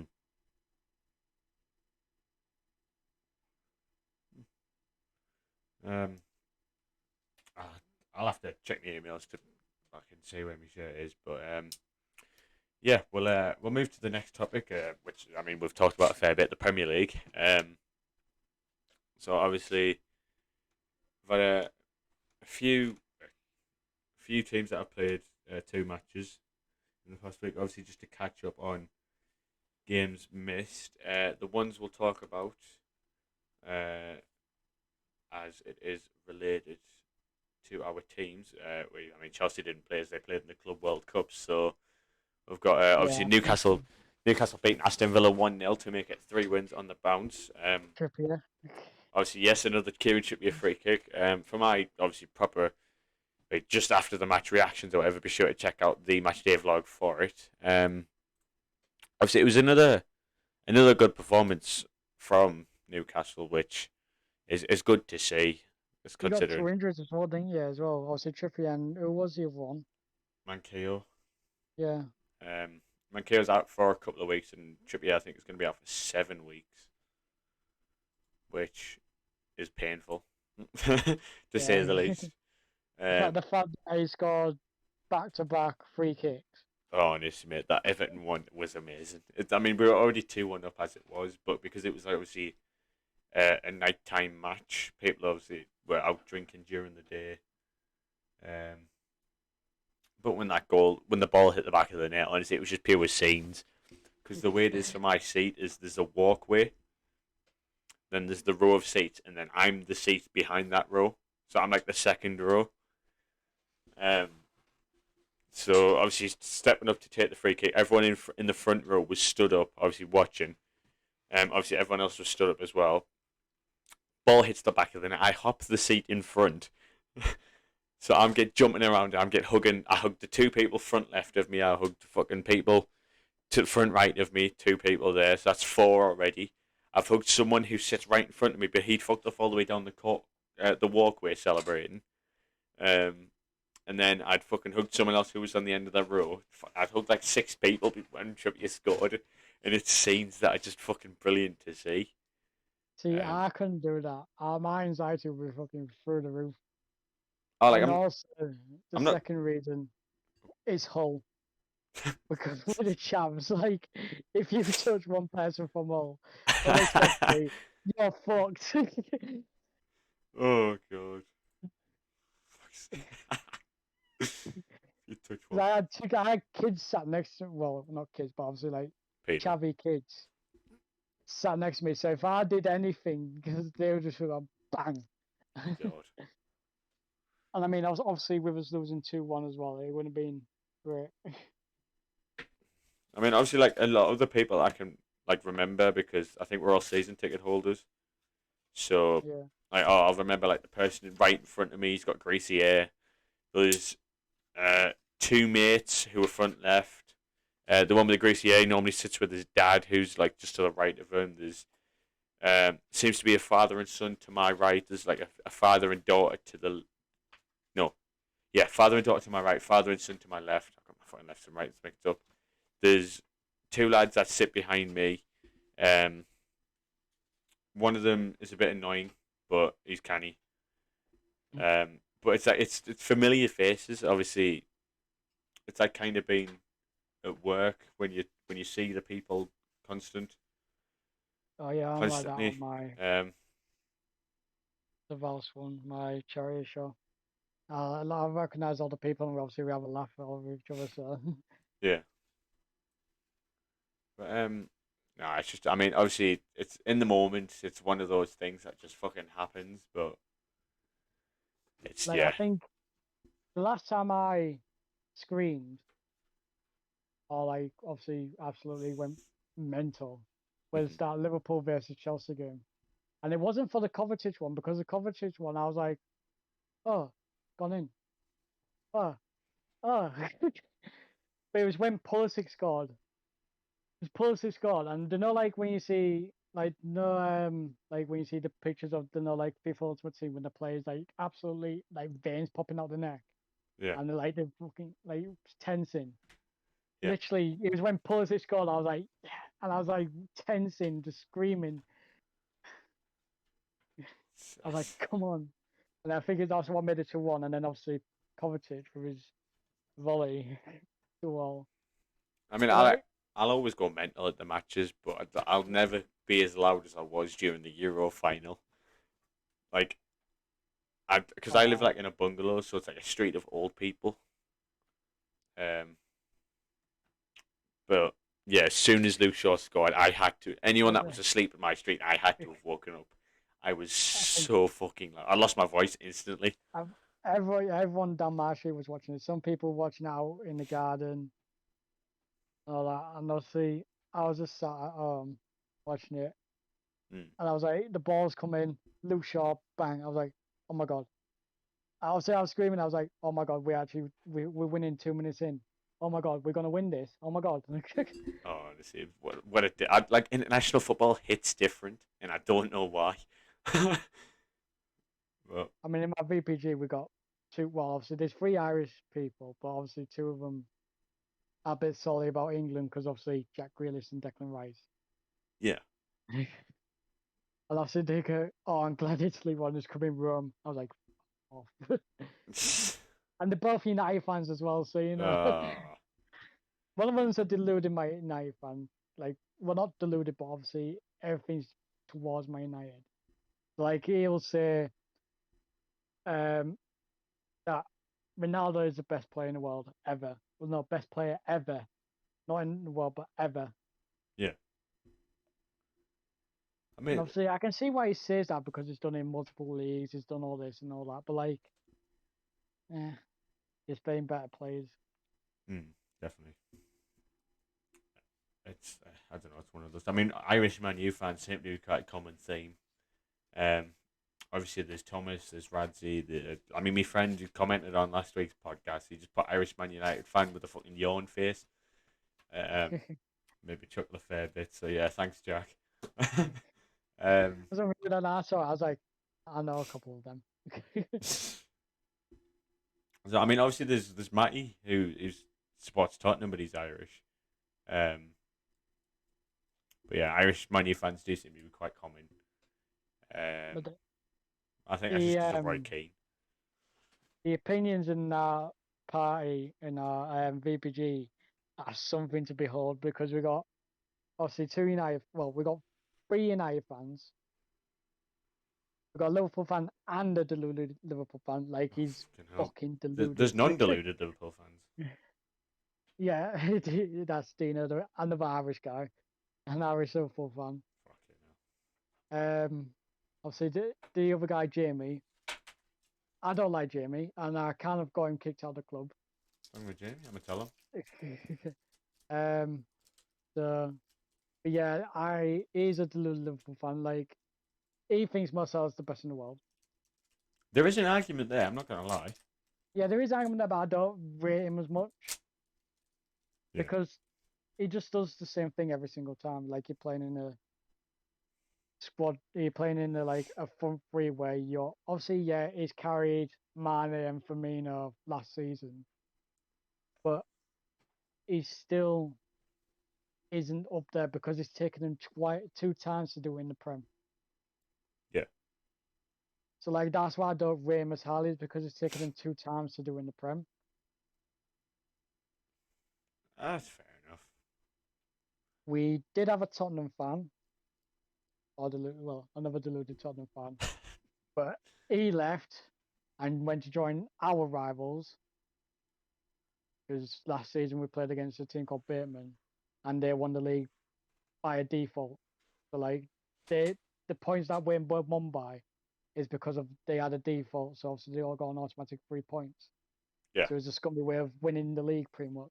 So they were our rivals, and he's left us to join them. Oh God. What else we got? Barcelona fan. Okay. He loves Neymar. Hang on. Well, no, he's not he's a Barcelona fan, but he supports Neymar more.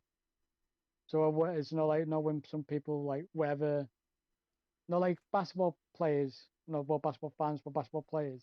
Mhm. They would support a certain player and go to wherever go, like a LeBron. Yeah. Like LeBron fans, they supported Cleveland. Then he went to Miami, supported Miami. Went back to Cleveland, supported Cleveland. Like, so he's one of them. Another Tottenham fan, not as deluded. Man City fan. There's a Man City fan that lives near me, actually. He used to always wear a bag, like a Man City bag, to go to college. He stopped wearing that bag. I actually saw him the other day, and I just started chuckling because I thought, we're richer than you, fuck off. Also, we've also got another Geordie bloke in there as well. Hey. But I don't know if he supports Newcastle. I know he's Geordie, but I don't know if he supports Newcastle. Because he's never said who he supports. Should ask And him. he's never talked about football. If he supports Sunderland, kick him out the club immediately. Oh, we did have a kid that he was 12 years old and he supported Sunderland. What a stupid cunt. Because he couldn't play one game because one of our games because his dad was watching the Sunderland match. So he wasn't allowed to play the game. Also, he's been kicked out because that our Irish Liverpool fan didn't like him. So he went. Whenever we got like regulars in the team, if we don't like the new person, they fuck off and we stay. Yeah, well, that's fair enough. Because I've done that multiple times. I've gotten rid of people. And it also helps when you're co-manager as well. Oh yeah, that's true. It's Which is kind of jokes because I'm also a manager of my under-8s as well. God's sake. Which is stressful to say the least. I can imagine it is. But I can imagine managing Burnley, Watford, and Norwich is probably more stressful. Obviously, them being in the bottom three. Burnley do have like 4 games in hand, so they could go, if my math is correct, up to, obviously depending on how many goals they score, up to about 13th or 14th. Obviously, other results are, dependent on this. Obviously, the only teams to have played all their matches is Brentford and Man City. Obviously, 25 matches. Oh, sorry, West Ham and Man United. I didn't say them originally. So see, I don't understand the whole hate behind West Ham, not West Ham, Burnley. I don't understand it I don't either. Like, I don't have an opinion on them, but I hate when we play against them because it's a fucking boring match. I just love Burnley the way they play. It's just pure English football. I like it one. apart from when it's against Newcastle. It's the most fucking stressful and boring shit in the world. Like, I mean, What? I only like Watford just because of Ben Foster. That's the only reason I like Watford. I don't really have an opinion on any of the bottom three, to be fair. Norwich And do we me was good nothing one. because they're constantly Norwich. fucking yo. Oh, They're like yeah. Fulham, they're a yo-yo club. I mean, I have a friend from Norwich. She lives in York now, but at uni. But I know she's from Oh, I Norwich. was gonna say it's a fucking random And place to move to, ain't it? she, oh yeah, it's for uni though. That's fair enough. She's fair at enough. York Uni, so. And actually, oh my god, I just realised Johnny P. He does law, doesn't he? Fuck no. I can see it, because if he does law, she also does law.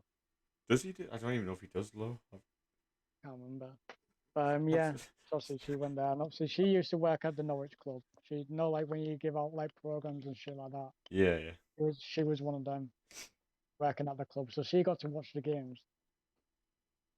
I'd love to work at Every Norwich game. Newcastle, but it's being in the crowd is just fucking amazing. Like, one of the best decisions that I've ever made was getting a season ticket this year.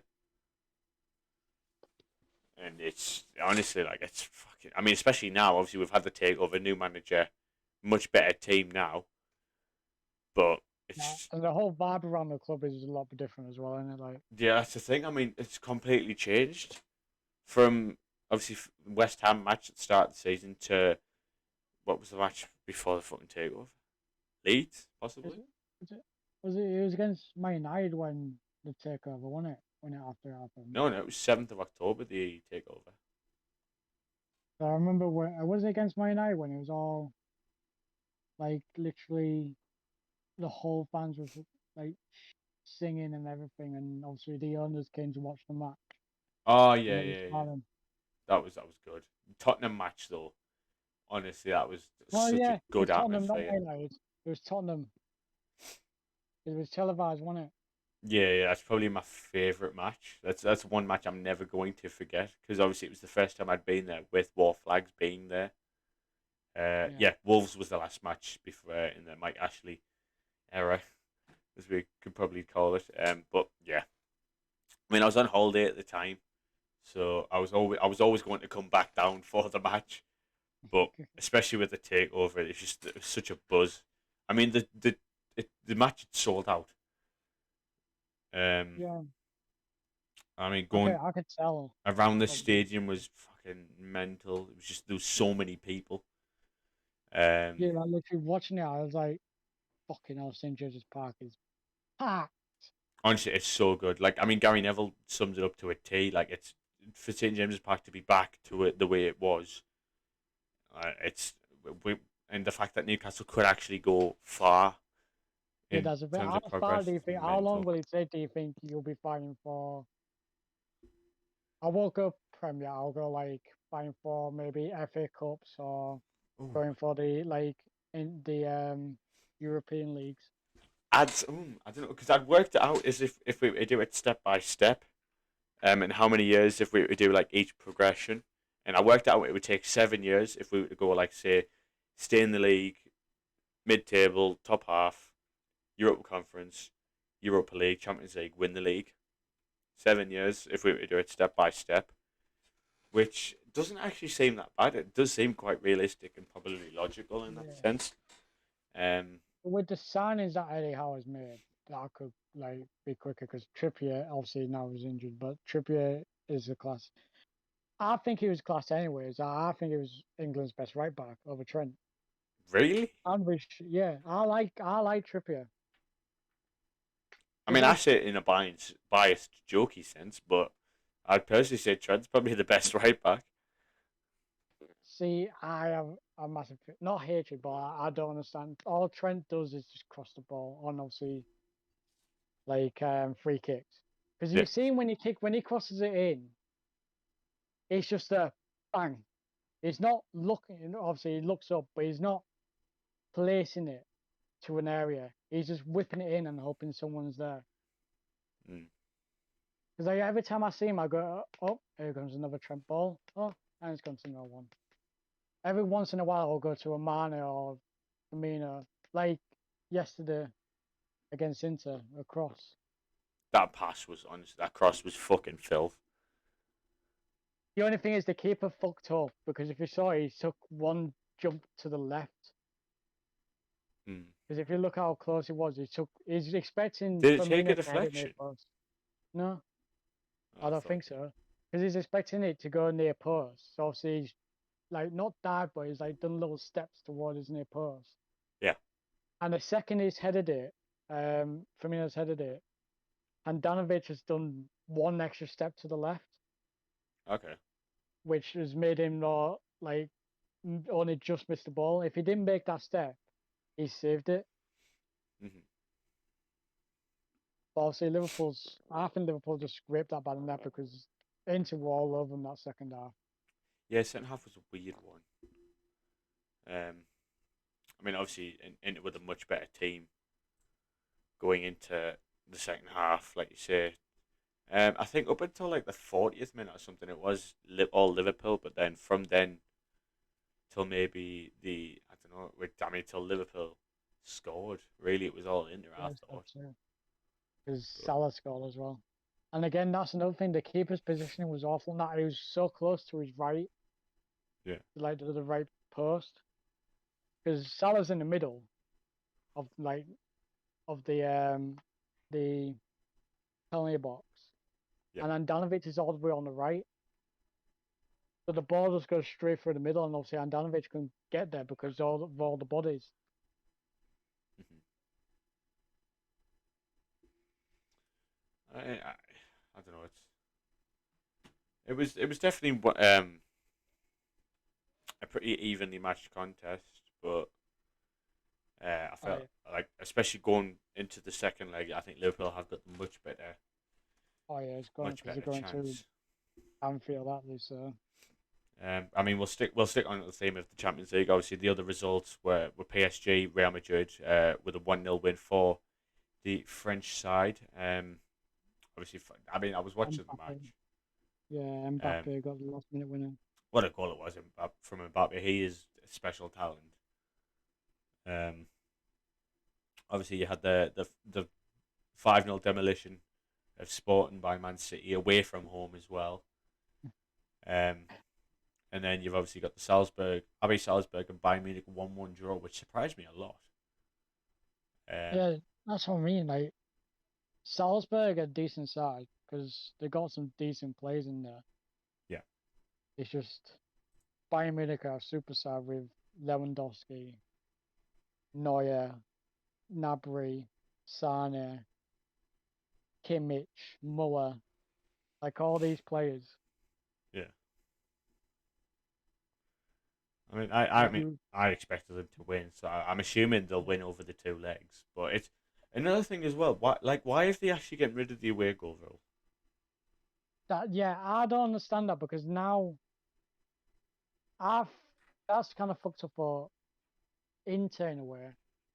I know what, because obviously they're away now, aren't they? Yeah. So I was just thinking, if say Inter got that 1-0 win against Liverpool, like one of those scores, then no, 0-0 actually, no, it finished 0-0, and obviously they go away, Liverpool's ground, finishes 1-1.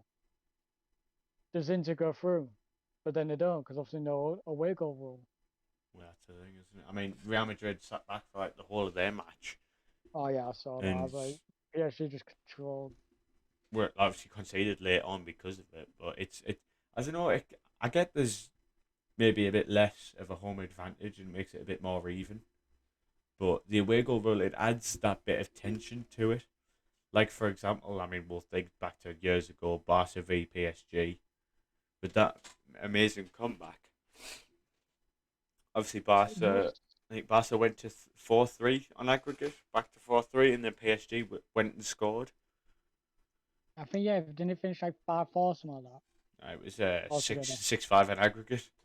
6-1 the match finished, but obviously Cavani scored that goal for PSG, and it adds that bit of excitement to the match the away goal rule. I don't know why they're getting rid of it, but Like with Tottenham and Ajax as well, and the Liverpool versus Barca. exactly. I mean, obviously Liverpool did win it 4-3, but I mean for Tottenham especially, without the away goal rule, it went extra time and it wouldn't have been as special of a moment for the winner. Yeah, because literally, I remember like, didn't they score like 3 goals in 15 minutes or something like that? I They think just scored so. all those 15. And obviously, when it was Gary Lineker and Rio Ferdinand and someone else, another Premier League player, and it was like going fucking mental because like, oh my god, it's going to be an all English final. Then it came to the final and it fucking stunk.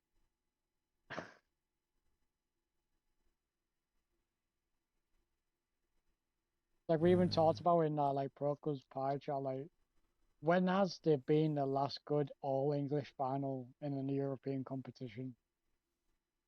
Yeah. Like the only time we could think of is the Chelsea versus Arsenal in the Europa League. Like there's not really an all English. It's good for English football, but it's not good for fans. Definitely. Uh, anyway, I'm just reading it here. So, um, the I don't know who I'm not going to read much of it, but the impact. Wait, this is the quotation. This one. The impact of the rule now runs counter to its original purpose, as in fact it now dissuades home teams, especially in the first leg, from attacking because they fear conceding a goal that would give their opponents a crucial advantage. There is also criticism of the unfairness, especially in extra time, of obliging the home team to score twice when the away team has scored. Like, Yeah, I understand that saying that you don't get extra time in the first leg, but you can get extra time in the second. Like I understand that, but to counter that, you just put extra time into the first leg, and if it finishes 0-0 without a penalty shootout, like all you have is that extra time. You don't have a penalty shootout at the end. You just have that extra time in the first leg.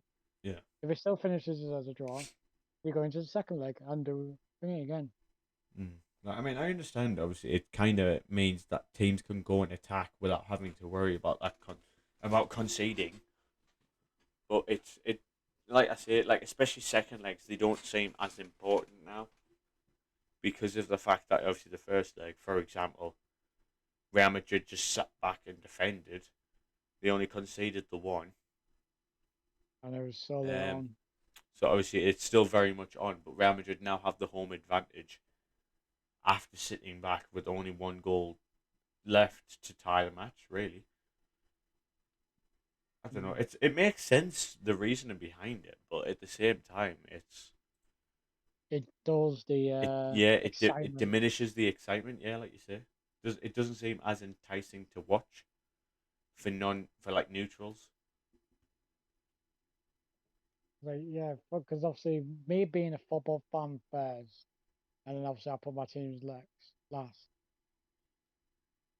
It just ruins the effect of the excite, and obviously like I say, excitement, the effect of even for teams as well. Like thinking that if we can keep this, we can go out on this second game. Yeah, If we can sit back at where, go concede. Like what I mean, don't concede at home. Just sit back. We'll go away and we'll go for it because they'll be going for it as well. yeah, But now we can just like, mm, I'll wait till we go home and then we'll play. yeah. Like that's what it's like. Like, I get like a home advantage wants to feel like a proper home advantage, but I don't know. It's one of those. I hope they can bring it back because it is an exciting role and it does make. Obviously, it does kind of diminish the home advantage, but at the same time, it means you've got to be that much better at home. And you've got to be up for it for both games.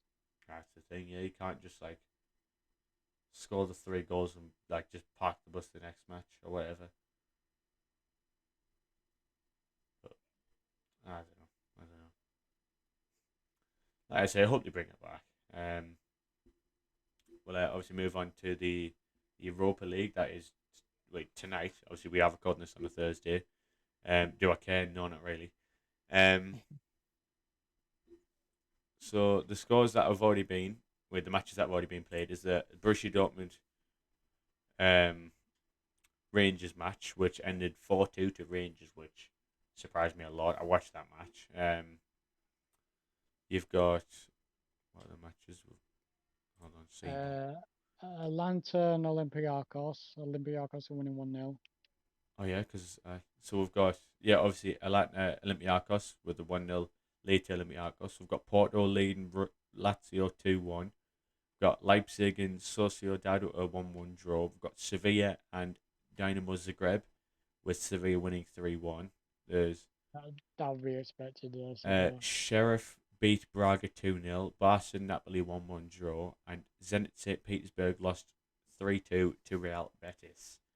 I'll tell you what, Sheriff, what a fucking team. Yeah, what a weird team. Like they just popped up out of fucking nowhere and they're just like class. Like what? Is Braga a decent Portuguese side? Yeah. Yeah, Portuguese. Yeah. And they're winning and they won 2-0. Like even against like Real Madrid. Right. Yeah, it'll be exciting to see how things go. I don't see any Europa Conference League, and there's something to talk about here. Oh shit! Yeah, the Europa Conference League. I completely forgot. Celtic are getting beat 2-0. Are they? Yeah.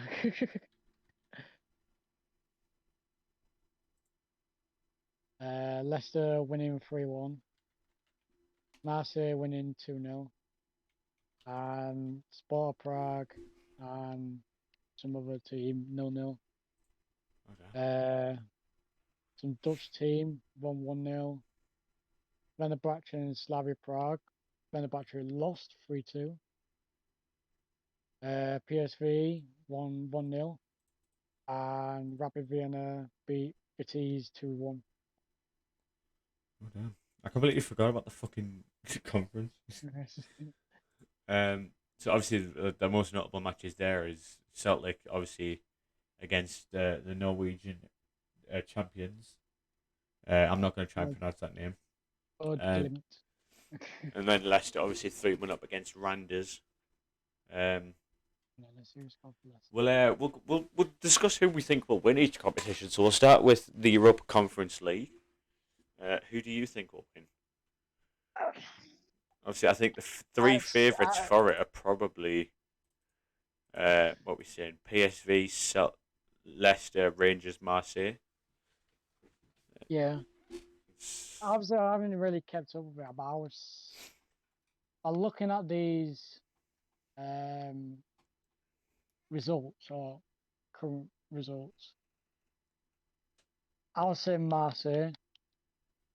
Because I don't think Leicester have the bottle to do it with what's going on in the league. Yeah. Marseille, I think, has a strong chance. PSV might have a strong chance, but obviously, like I say, I haven't seen much of them two teams. I'm just going off by what it is at the moment. Yeah. So I would say Marseille to win it. Fair enough. I'd probably say out of Leicester and Marseille. So I guess I technically agree with you on that one. Europa League. Who do you reckon? As much as Rangers beat Dortmund, I think Dortmund will do it. To be fair, I mean, before that match, I was saying Dortmund. Like, it's only a 2-goal deficit now. Yeah. But I think, obviously, if Dortmund can overturn it, then yeah, I think it's Dortmund's tournament, really. If Dortmund do go out there, I would say Napoli. Yeah, I agree. I don't think Barca have got the caliber of squad to be able to do it. Which, although you see Barca in the Europa League, you think they're going to fucking win it easy. Yeah. You know, top European side, one of the best sides in the world. The two teams you would not expect to be in there is Dortmund and Barca. Yeah, exactly. I mean, obviously Dortmund won it 5, 6 years ago, but Like you wouldn't expect, especially now, you wouldn't expect either of those two to be in that predicament. But yeah, so and then we'll finish off the Champions League. Who do we reckon's winning it? Yeah, we know. I got through the boys, Chelsea. Ooh, I think we can do it. I think because we've got Lille next. That should be not plain sailing, but that should be not guaranteed. But we should win that. Like, there's no chance that we should lose it. We need to win that one. yeah, If we won like a big trophy compared to the World Cup, obviously World Cup is still a trophy, but it's not as big. If we want a big cup, we need to win that game and also win it. Luton are not too actually no. Going back to Blackpool in the FA Cup, it could happen again. true. That's pain. Just thinking about the Blackpool when we lost. It's on the same wavelength of when we drew to West Brom twice last season, 3-3. Fucking West Brom. We finished last. And we drew 3-3 twice. And Callum Robinson scored all their fucking goals. Like, Yeah, what the fuck was that? like Callum Robinson didn't barely score against anyone else except from fucking Chelsea.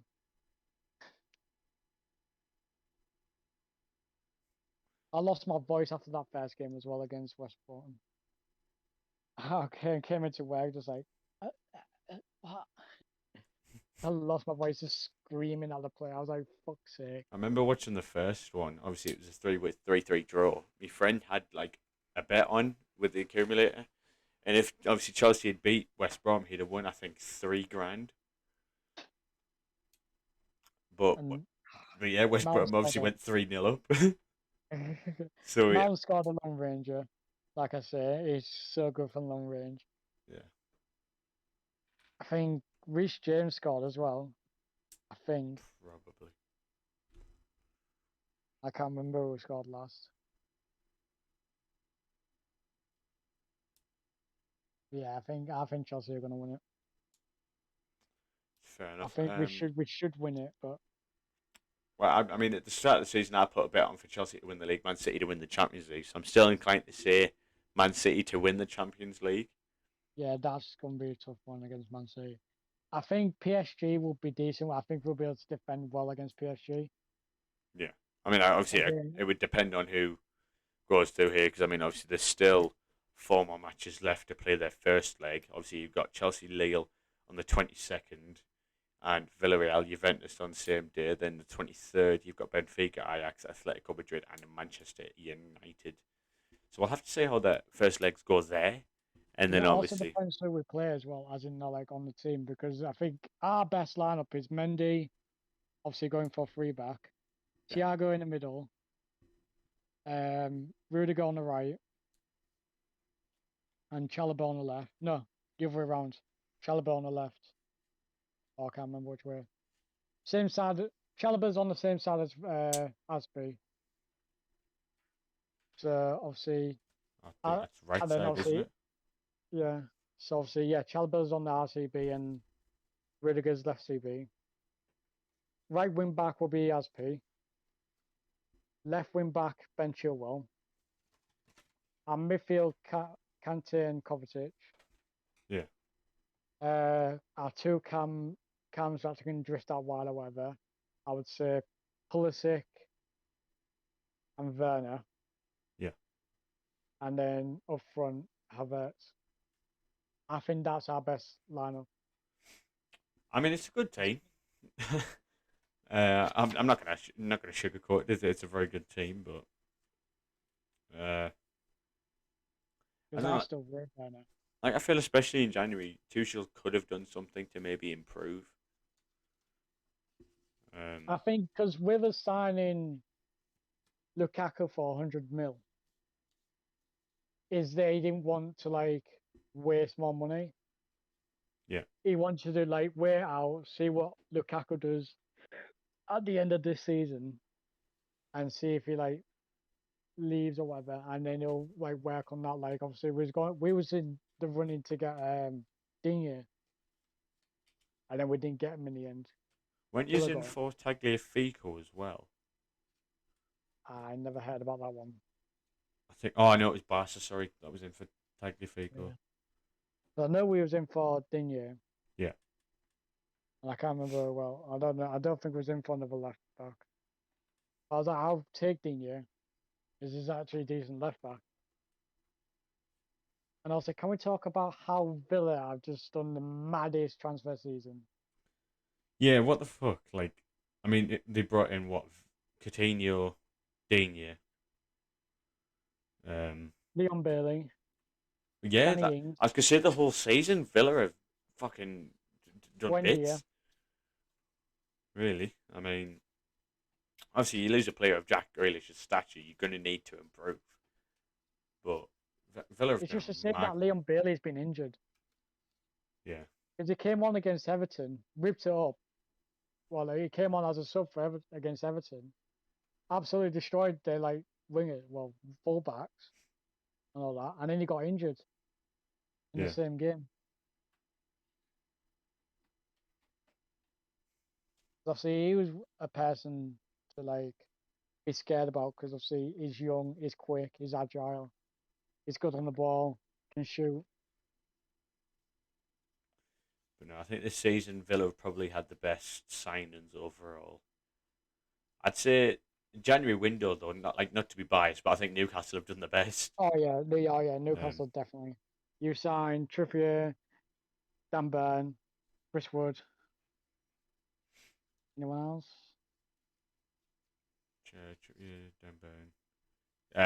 What's his name? Matt Target and Oh, yeah. Bruno Guimaraes.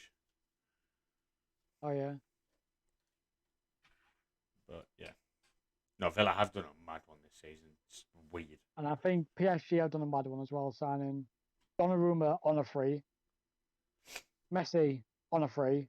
I was gonna say, if we're talking about the whole of fucking football, PSG have had the best window, best season for signings. You bring in Donnarumma, Messi, fucking Ramos, Wijnaldum, all on frees, and then you go and buy Hakimi for like what 40 mil. So realistically, that's 6 signings for 40 mil. Obviously, the wages will be exponential, but. And then you think about that front three of Messi, Neymar, Mbappe. It's been lackluster, but you'd think it would be like the best thing since fucking sliced bread. Like, a bit like MSN, you would think that like the MSN lineup, Messi, Suarez, Neymar.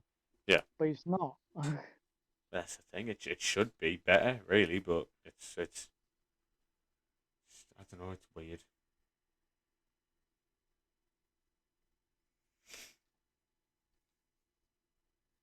Yeah, Chelsea. I think Chelsea will win it, but it's gonna be a tough one. I think when it gets to latter stages, it's gonna be tough to think because we'll be still. Obviously, Man City will still be in the FA Cup. We'll still be in the FA Cup, hopefully. Man City will constantly destroy the Premier League. We'll be trying to catch up to Liverpool or trying to keep up with Liverpool. Whereas Man City can just coast it. Yeah. Well, that's the thing, really. So. I think I do think there's going to be an English team in that final. There is going to be an English team in the Champions League final. There's good chances of it. Because all 4. I don't think Man United will get there. Yeah. Given what's going on. Because, I mean, Harry Maguire. He's not even, like, the thing is, he's not even that bad of a centre-back, but at Man U, he's shit. I know, he used to play for Hull as well, like, that's the thing. Maguire used to play for Hull City. Like, for England, he's unreal. Feel like Pickford in a way as well, like, how he was sick for England but fucking dog wank for Everton. Fucking little lambed Mackham dinosaur cunt. Yeah, that was funny, that Everton match.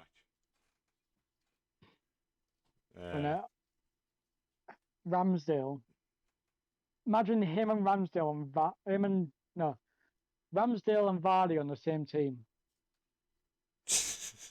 Imagine fucking that. The two biggest shithouses in the Premier League on the It's same obviously because team. they spent so long in the national leagues. Obviously, they've kind of just built up the characters there, and obviously, it's just basically shining in the Premier League. Because on Ben Foster's podcast, he like Ramsdale said, he's like, "Oh, I just when the music's coming, I even have like a little dance. Like as a goalkeeper, you're just doing nothing for most of the time, so Yeah, you got to like do something to keep you active or interested." whereas the thing, obviously, goalkeeping can be a boring thing, really, but it just depends which team you're on. He's like, I think we should have brought Vardy to the fucking Euros and just watch him. Or bring him. We need to bring Vardy one more time to like a massive tournament, like So like he's the like Euros or retired the from World Cup. international football. Oh, has he? Yeah, he retired ages ago. I'm gonna say, imagine bringing him to like a World Cup or the Euros, and Yeah. just watch him when he scores. I wonder what he would have done against Italy, because obviously that Alex Morgan when she scored against England, he did the I tweet. remember watching that match. Oh, So what would Vardy do? Like, will he just pretend to eat spaghetti or something like that? Or like, pulls a fucking pizza box out of his ass or something. But, yeah. I mean, obviously, like, we brought him to the 2016 and 2018 tournaments, but he wasn't the shithouse that he is now. So yeah, like you say, it would be interesting to see what he'd be like. But Is that Vardy? That's what I just remember. Vardy reminds me of like no Kimi in F1, Kimi Räikkönen. yes, He reminds me of a person like that. He loves football and just does not care about anything else. Like he just loves playing football. Like with Kimi, he just loved racing. He didn't like anything else. He didn't like the publicity or whatever, like all the social media. yeah, Because obviously he was known as the quiet person in a paddock. yeah. Vardy just reminds me of that. Like he does not give a fuck. Like all he cares about is football and that's it. That's probably the best way to be, really. Kind of keep yourself. So, I mean, it's a shame he's retired, really, Kimmy. Yeah. Excuse me, It's, fucking tired. it's gonna be a shame to not have that personality because he's one of a kind. It was Kimi. Yeah, It's he gonna just be didn't shame give a to have, shit. yeah. Because when he was at Abu Dhabi and obviously they're all because obviously Giovinazzi's gone and so is Kimi. So obviously Alpha had no obviously they got I can't remember they've got drivers now. I But was gonna obviously say, haven't they Bottas got and stuff. Bottas and that's out in it? Yeah. But like Kimi was with obviously his wife and kid and obviously went to go and see Gio. And obviously it's a massive thing where you're like Gio I think I don't know if it was Gio or Kimi, but it was they're going in the summer you can come to my house and we can have lots of pizza, okay? And obviously it's like, yeah, we'll go to his house summer and all that, obviously in their accents. And obviously Kimi was like, have a safe trip home, yeah? Call me when you get back. Hmm. It's like they're both such genuine blokes. Like it's sad to see them go. Yeah, definitely. But Obviously, Kimmy is just. I think Kimmy's not like how Adam Johnson's like living his private life or whatever. I think Kimmy's just gonna do that now. He's just gonna live a private life. I mean, I'm not gonna lie, Kazza. That's probably one of the worst comparisons you could have made. Yeah, I know, but it's just it's just the way that I thought that is like how he said that he's just living a private life now. That's how I think that's how Kimmy's gonna be. He's just gonna live a private life with his family and all that. That's my title sorted. Kimi Räikkönen and the new Adam Johnson. You know what? I'm always here for a little kickflip. Oh, fucking hell. Yeah, but no. And some of the cards this year. Yeah, some of them are quite nice. I'll probably do a little segment on one of the podcasts when they release all the liveries for it. Yeah, But I think I haven't tweeted the recent one because I haven't like obviously with Ferraris. But I tweeted my like ranking so far. yeah. Which I think is the best. Where is it? So yeah, I've put McLaren first, Williams second, Yeah. Aston third, Alpha fourth, AlphaTauri fourth, Red Bull fifth, and I put Hash 2021 sixth because it's pretty much a carbon copy of last season. Yeah. So I had a little joke in there. I think from what I've seen this season, I'd probably say Ferraris is the best one. Yeah, I think I would put Ferrari second, and obviously everyone else moves down. Yeah. I love that McLaren. No one my pro thingy, like something like F1. They don't rate it like McLaren. It just doesn't look right. But I rate it so much. It looks so nice. The Yeah. black, light blue, like the Gulf, light blue, and orange, Hmm. the fire orange. I'm intrigued to see Alpines. Yeah.